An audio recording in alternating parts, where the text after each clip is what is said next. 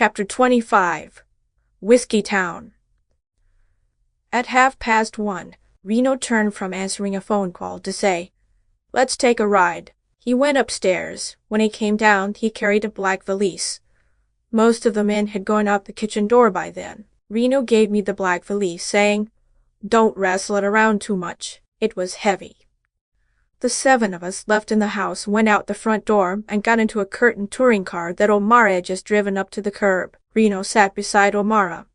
I was squeezed in between men in the back seat, with the valise squeezed between my legs. Another car came out of the first cross street to run ahead of us. A third followed us. Our speed hung around 40, fast enough to get us somewhere, not fast enough to get us a lot of attention. We had nearly finished the trip before we were bothered. The action started in a block of one-story houses of the shack type, down at the southern end of the city. A man put his head out of a door, put his fingers in his mouth, and whistled shrilly. Somebody in the car behind us shot him down. At the next corner, we ran through a volley of pistol bullets.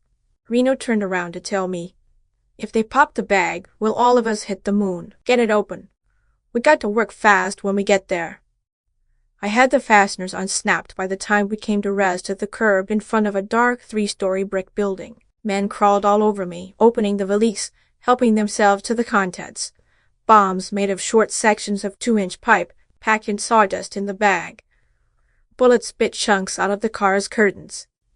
Reno reached back for one of the bombs, hopped out to the sidewalk, paid no attention to a streak of blood that suddenly appeared in the middle of his left cheek, and heaved his piece of stuffed pipe at the brick building's door. A sheet of flame was followed by deafening noise. Hunks of things pelted us while we tried to keep from being knocked over by the concussion. Then there was no door to keep anybody out of the red brick building. A man ran forward, swung his arm, let a pipe full of hell go through the doorway. The shutters came off the downstairs windows, fire and glass flying behind them. The car that had followed us was stationary up the street, trading shots with the neighborhood. The car that had gone ahead of us had turned into a side street. Pistol shots from behind the red brick building, between the explosions of our cargo, told us that our advance car was covering the back door. O'Mara, out in the middle of the street, bent far over, tossed a bomb to the brick building's roof. It didn't explode. O'Mara put one foot high in the air, clawed at his throat, and fell solidly backward. Another of our party went down under the slugs that were cutting at us from a wooden building next to the brick one. Reno cursed stolidly and said, "Burn them out, Fat." Fat spit on a bomb, ran around the back of our car, and swung his arm. We picked ourselves up off the sidewalk, dodged flying things, and saw that the frame house was all out of whack, with flames climbing its torn edges. "Any left?"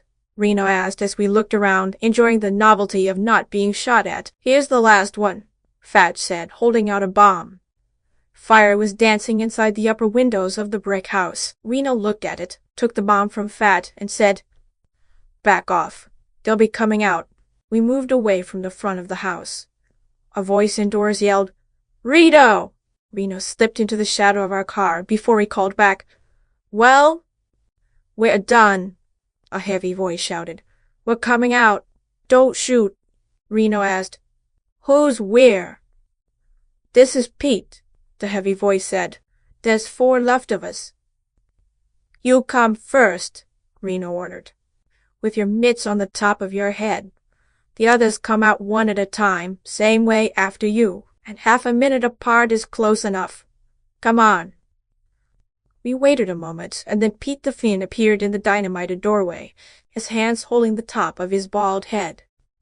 In the glare from the burning next-door house, we could see that his face was cut, his clothes almost all torn off.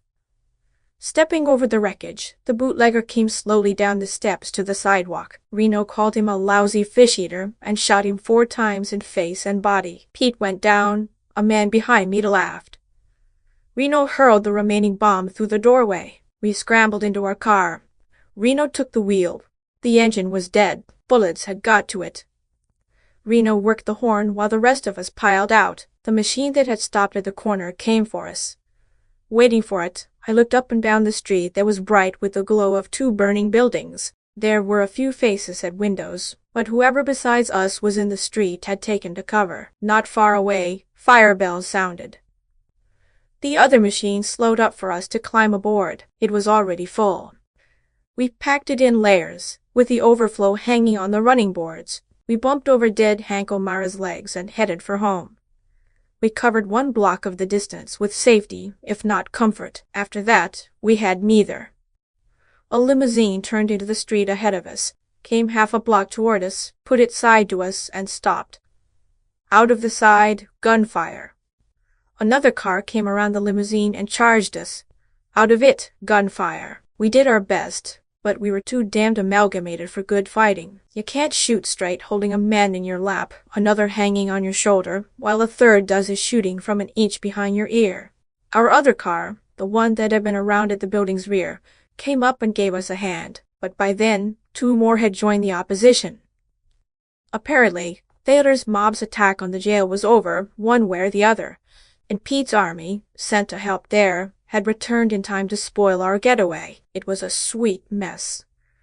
I leaned over a burning gun and yelled in Reno's ear, "This is the bunk. Let's us extras get out and do our wrangling from the street." He thought that a good idea and gave orders. "Pile out, some of you hombres, and take them from the pavements." I was the first man out, with my eye on a dark alley entrance. Fat followed me into it. In my shelter, I turned on him and growled, "Don't pile up on me. Pick your own hole. There's a cellar way that looks good." He agreeably trotted off toward it, and was shot down at his 3rd step.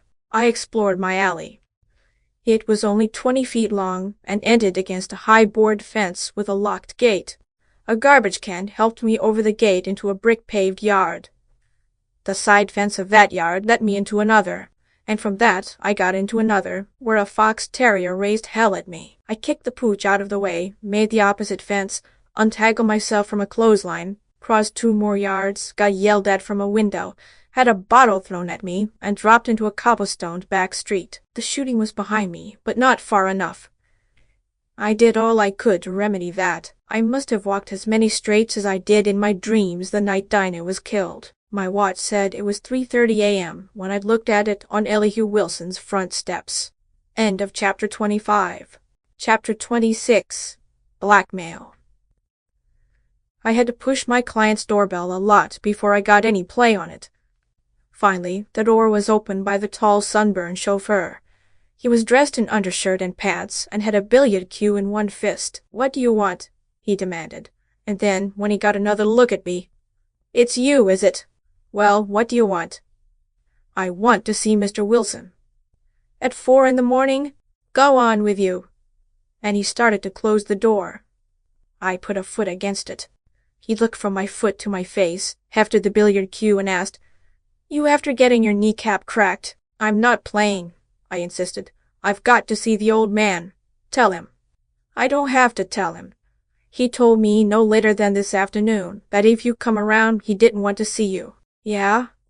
I took the 4 love letters out of my pocket, picked out the first and least idiotic of them, held it out to the chauffeur, and said, "Give him that, and tell him I'm sitting on the steps with the rest of them. Tell him I'll sit here 5 minutes and then carry the rest of them to Tommy Robbins of the Consolidated Press." The chauffeur scowled at the letter, said, "To hell with Tommy Robbins and his blind aunt," took the letter, and closed the door. 4 minutes later, he opened the door again and said, "Inside, you." I followed him upstairs to old Elihu's bedroom. My client sat up in bed, with his love letter crushed in one round pink fist, its envelope in the other. His short white hair bristled. His round eyes were as much red as blue. The parallel lines of his mouth and chin almost touched. He was in a lovely humor. As soon as he saw me, he shouted, "So, after all your brave talking, you've had to come back to the old pirate to have your neck saved, did you?" I said, "I didn't anything of the sort." I said, if he was going to talk like a sap, he ought to lower his voice, so the people in Los Angeles wouldn't learn what a sap he was. The old boy let his voice out another notch, bellowing, "Because you've stolen a letter or 2 that don't belong to you, you needn't think you—" I put my fingers in my ears. They didn't shut out the noise, but they insulted him into cutting the bellowing short. I took the fingers out and said, "Send the flunky away so we can talk. You won't need him. I'm not going to hurt you." He said, "Get out," to the chauffeur. The chauffeur, looking at me without fondness, left us, closing the door. Old Elihu gave me the rush act, demanding that I surrender the rest of the letters immediately, wanting to know loudly and profanely where I had got them, what I was doing with them, threatening me with this, that, and the other, but mostly just cursing me. I didn't surrender the letters. I said, "I took them from the man you hired to recover them. A tough break for you that he had to kill the girl." Enough red went out of the old man's face to leave it normally pink. He worked his lips over his teeth, screwed up his eyes at me, and said, "Is that the way you're going to play it?" His voice came comparatively quiet from his chest. He had settled down to fight. I pulled a chair over beside the bed, sat down, put as much amusement as I could in a grin, and said, "That's one way." He watched me, working his lips, saying nothing. I said, "You're the damnedest client I ever had. What do? You hire me to clean town, change your mind, run out on me, work against me until I begin to look like a winner, then get on the fence. And now, when you think I'm licked again, you don't even want to let me in the house. Lucky for me, I happened to run across those letters." He said, "Blackmail." I laughed and said, "Listen who's naming it." "All right, call it that." I tapped the edge of the bed with a forefinger. "I'm not licked, old top. I've won. You came crying to me that some naughty men had taken your little city away from you, Pete the Finn, Lou Yard, Whisper Taylor, and Noonan. Where are they now? Yard died Tuesday morning, Noonan the same night, Whisper Wednesday morning, and the Finn a little while ago. I'm giving your city back to you whether you want it or not. If that's blackmail, okay. Now here's what you're going to do. You're going to get hold of your mayor. I suppose the lousy village has got one, and you and he are going to phone the governor. Keep still until I get through. You're going to tell the governor that your city police have got out of hand, what with bootleggers sworn in as officers and so on. You're going to ask him for help. The National Guard would be best. I don't know how various ruckuses around town have come out, but I do know the big boys, the ones you are afraid of, are dead. The ones that had too much in you for you to stand up to them. There are plenty of busy young men working like hell right now, trying to get into the dead men's shoes. The more, the better. They'll make it easier for the white-collar soldiers to take hold while everything is disorganized. And none of the substitutes are likely to have enough on you to do much damage. You're going to have the mayor, or the governor, whichever it comes under, suspend the whole Poisonville police department, and let the mail-order troops handle things till you can organize another. I'm told that the mayor and the governor are both pieces of your property. They'll do what you tell them. And that's what you're going to tell them. It can be done, and it's got to be done. Then you'll have your city back, all nice and clean and ready to go to the dogs again. If you don't do it, I'm going to turn these love letters of yours over to the newspaper buzzards. And I don't mean your Herald crew, the press associates. I got the letters from Don. You'll have a lot of fun proving that you didn't hire him to recover them and that he didn't kill the girl doing it. But the fun you'll have is nothing to the fun people will have reading these letters. They're hot. I haven't laughed so much over anything since the hogs ate my kid brother. I stopped talking. The old man was shaking, but there was no fear in his shaking. His face was purple again. He opened his mouth and roared, "Publish them and be damned!" I took them out of my pocket, dropped them on his bed, got up from my chair, put on my hat, and said, "I'd give my right leg to be able to believe that the girl was killed by somebody you sent to get the letters. By God, I'd like to top off the job by sending you to the gallows." He didn't touch the letters. He said, "You told me the truth about Failer and Pete? Yeah, but what difference does it make? You'd only be pushed around by somebody else." He threw the bedclothes aside and swung his stocky, pajamaed legs and pink feet over the edge of the bed. "Have you got the guts," he barked, "to take the job I offered you once before, chief of police?" "No. I've lost my guts out fighting your fights while you're hiding in bed and thinking up new ways of disowning me. Find another wet nurse." He glared at me. Then shrewd wrinkles came around his eyes. He nodded his old head and said, "You're afraid to take the job. So you did kill the girl?" I left him as I left him the last time, saying, "Go to hell," and walking out. The chauffeur, still toting his billiard cue, still regarding me without fondness, met me on the ground floor and took me to the door, looking as if he hoped I would start something. I didn't. He slammed the door after me. The street was gray with the beginning of daylight. Up the street, a black coupe stood under some trees. I couldn't see if anyone was in it. I played safe by walking in the opposite direction. The coupe moved after me. There is nothing in running down streets with automobiles in pursuit. I stopped, facing this one. It came on. I took my hand away from my side when I saw Mickey Linehan's red face through the windshield. He swung the door open for me to get in. "I thought you might come up here," he said as I sat beside him, "but I was a second or two late. I saw you go in, but I was too far away to catch you." "How'd you make out with the police?" I asked. "Better keep driving while we talk. I didn't know anything, couldn't guess anything, didn't have any idea of what you were working on. Just happened to hit town and meet you. Old friends, that line. They were still trying when the riot broke. They had me in one of the little offices across from the assembly room. When the circus cut loose, I back-windowed them."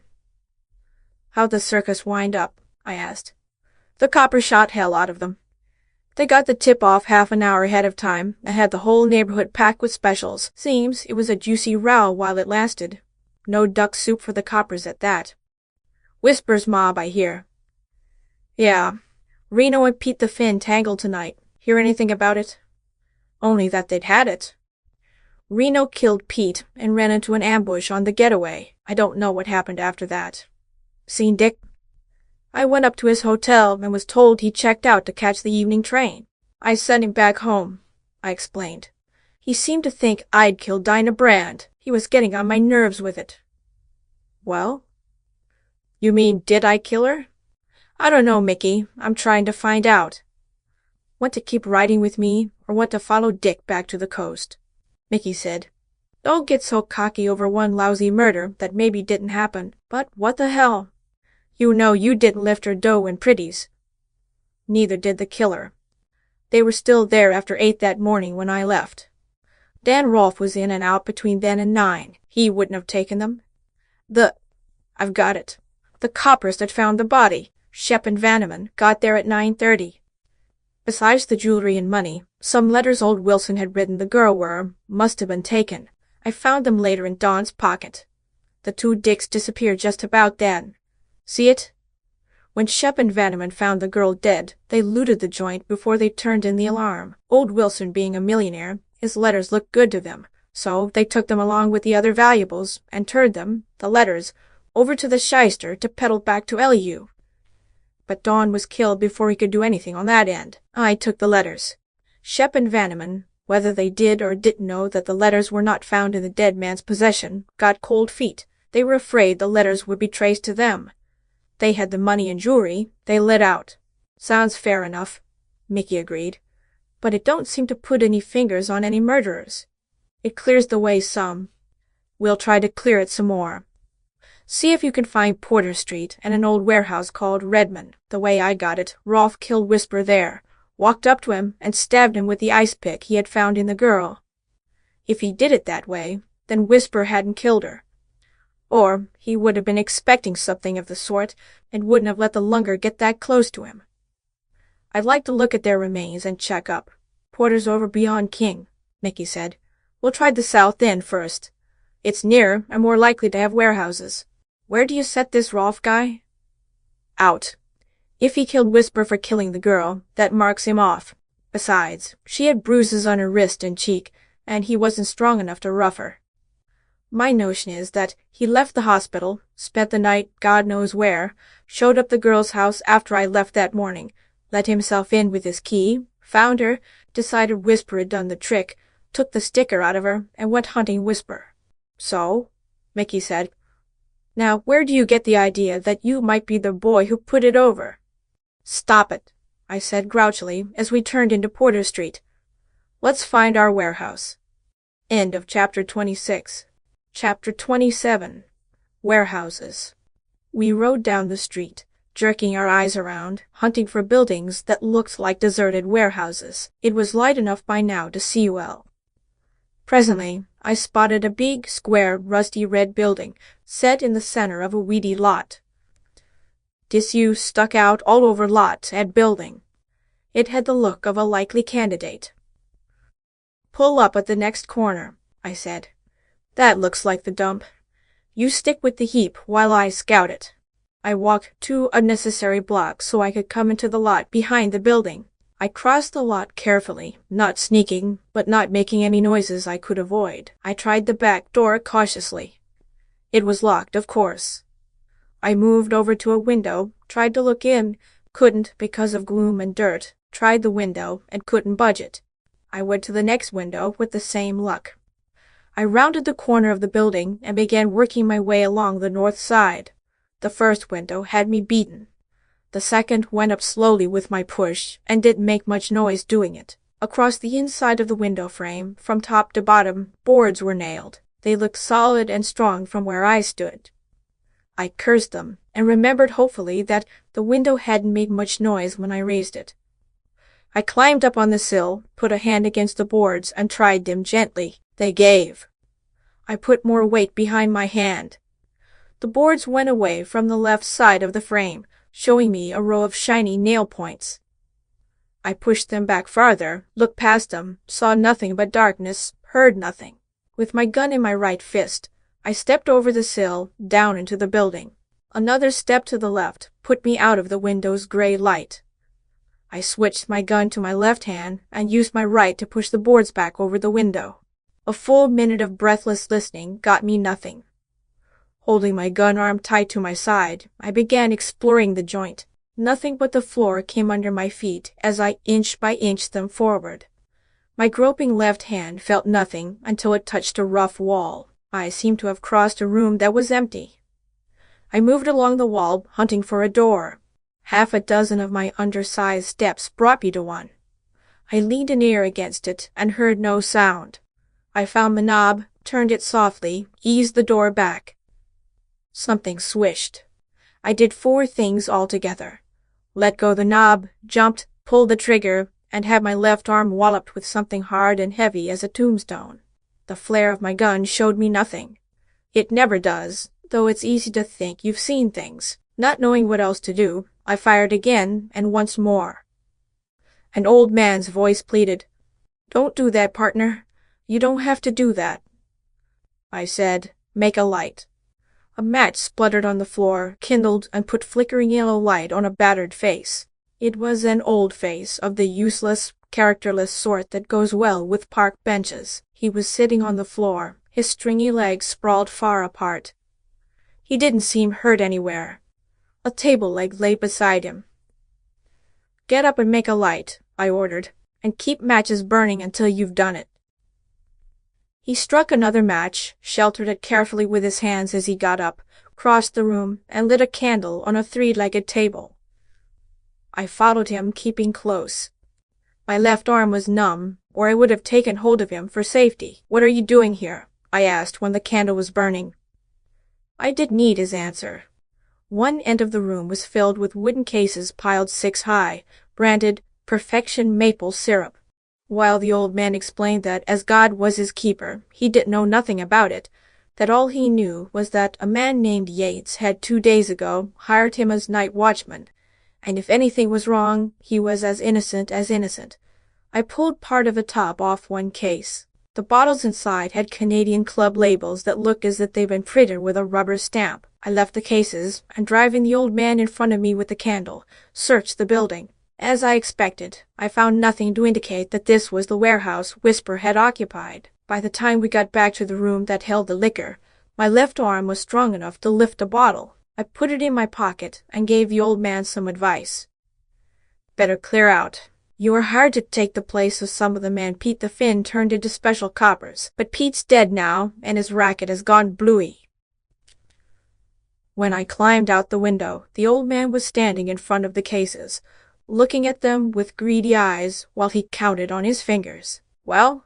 Mickey asked when I returned to him in his coupe. I took out the bottle of anything but Canadian Club, pulled a cork, passed it to him, and then put a shot into my own system. He asked, "Well?" again. I said, Let's try to find the old Redmond warehouse, he said. You're going to ruin yourself sometime telling people too much, and started the car moving. 3 blocks farther up the street, we saw a faded sign, Redmond and Company. The building under the sign was long, low, and narrow, with corrugated iron roof and few windows. We'll leave the boat around the corner, I said, and you'll go with me this time. I didn't have a whole lot of fun by myself last trip. When we climbed out of the coupe, an alley ahead promised a path to the warehouse's rear. We took it. A few people were wandering through the streets, but it was still too early for the factories that filled most of this part of the town to come to life. At the rear of our building, we found something interesting. The back door was closed. Its edge, and the edge of the frame close to the lock, were scarred. Somebody had worked there with a jimmy. Mickey tried the door. It was unlocked. 6 inches at a time, with pauses between, he pushed it far enough back to let us squeeze in. When we squeezed in, we could hear a voice. We couldn't make out what the voice was saying. All we could hear was the faint rumble of a distant man's voice, with a suggestion of quarrelsomeness in it. Mickey pointed a thumb at the door scar and whispered, "Not coppers." I took 2 steps inside, keeping my weight on my rubber heels. Mickey followed, breathing down the back of my neck. Ted Wright had told me Whisper's hiding place was in the back upstairs. The distant rumbling voice could have been coming from there. I twisted my face around to Mickey and asked, "Flashlight?" He put it in my left hand. I had my gun in my right. We crept forward. The door, still a foot open, let in enough light to show us the way across this room to a doorless doorway. The other side of the doorway was black. I flicked the light across the blackness, found a door, shut off the light, and went forward. The next squirt of light showed us steps leading up. We went up the steps as if we were afraid they would break under our feet. The rumbling voice had stopped. There was something else in the air. I didn't know what. Maybe a voice not quite loud enough to be heard, if that means anything. I had counted 9 steps when a voice spoke clearly above us. It said, "Sure, I killed the bitch." A gun said something, the same thing 4 times, roaring like a 16-inch rifle under the iron roof. The first voice said, "All right." By that time, Mickey and I had put the rest of the steps behind us, had shoved a door out of the way, and were trying to pull Reno Starkey's hands away from Whisper's throat. It was a tough job, and a useless one. Whisper was dead. Reno recognized me and let his hands go limp.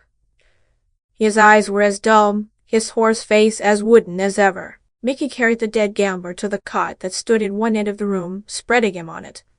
The room, apparently once an office, had 2 windows. In their light, I could see a body stowed under the cot, Dan Rolfe. A Colt service automatic lay in the middle of the floor. Reno bent his shoulders, swaying. "Hurt?" I asked. "He put all 4 in me," he said calmly, bending to press both forearms against his lower body. "Get a doc," I told Mickey. "No good," Reno said. "I got no more belly left than Peter Collins." I pulled a folding chair over and sat him down on it, so he could lean forward and hold himself together. Mickey ran out and down the stairs. "Did you know he wasn't croaked?" Reno asked. "No. I gave it to you the way I got it from Ted Wright." "Ted left too soon," he said. "I was leery of something like that, and came to make sure. He trapped me pretty, plain dead till I was under the gun." He stared dully at Whisper's corpse. Game at that, damn him. Dead, but wouldn't lay down, bandaging himself, laying here waiting by himself. He smiled, the only smile I'd ever seen him use. "But he's just meat, and not much of it now." His voice was thickening. A little red puddle formed under the edge of his chair. I was afraid to touch him.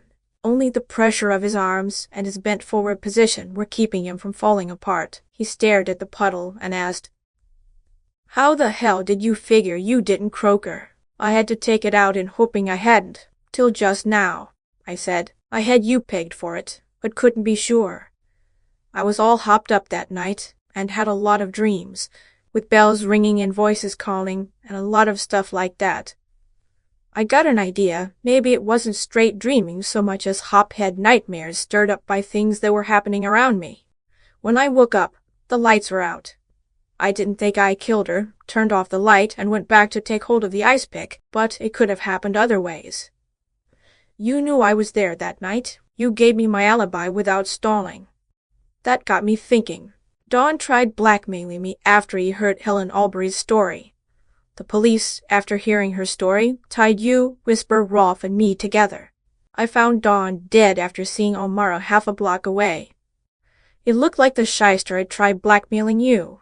That, and the police tying us together, started me thinking the police had as much on the rest of you as on me. What they had on me was that Helen Albury had seen me go in or out, or both, that night. It was a good guess they had the same on the rest of you.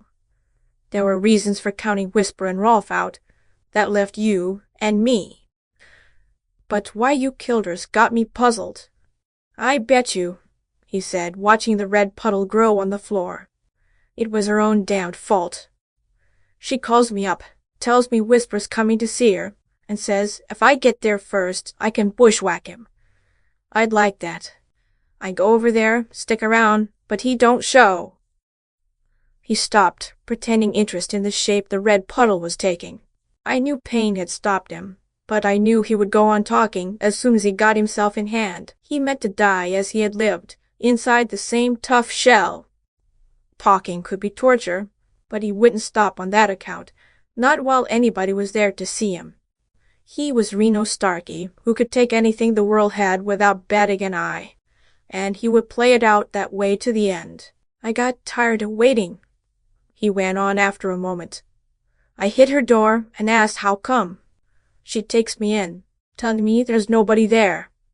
I'm doubtful, but she swears she's alone, and we go back in the kitchen. Knowing her, I'm beginning to think maybe it's me and not Whisper that's being trapped. Mickey came in, telling us he had phoned for an ambulance. Reno used the interruption to rest his voice, then continued with his story. Later, I found that Whisper did phone her he was coming, and got there before me. You were coked. She was afraid to let him in, so he beat it. She don't tell me that, scared I'll go and leave her. You're hopped, and she wants protection against Whisper coming back. I don't know none of that then.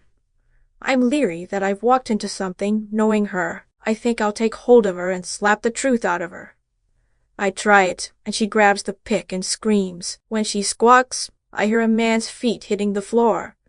The trap's sprung, I think. He spoke slower, taking more time and pains to turn each word out calmly and deliberately, as though talking became harder.